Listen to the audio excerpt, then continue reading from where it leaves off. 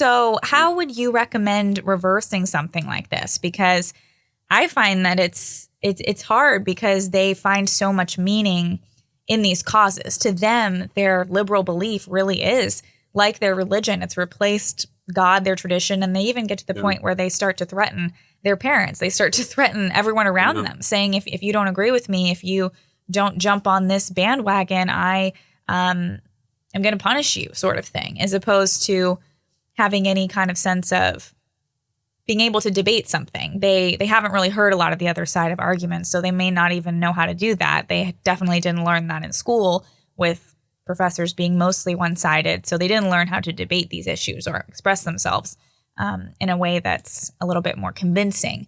But I guess if you're someone who maybe is looking towards the future, maybe trying to come up with a new path, what would you suggest?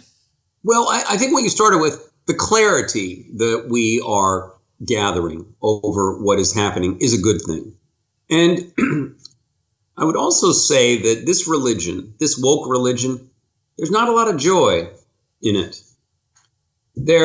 One, it's a very ungenerous, punitive outlook upon things. People aren't granted very much room for mercy and redemption.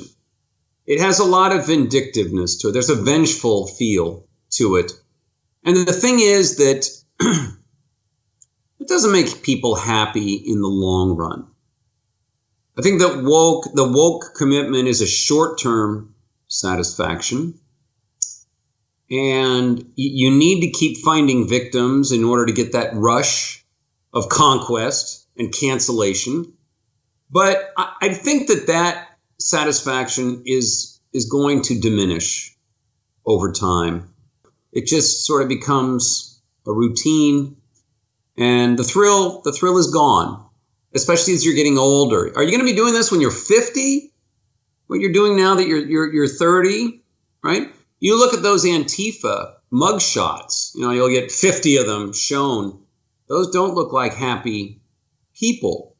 You would think that if they are martyrs for a cause, justice, social justice, that you would, like the early Christians, go to your fate singing and with a smile, happy to be persecuted for your honorable beliefs.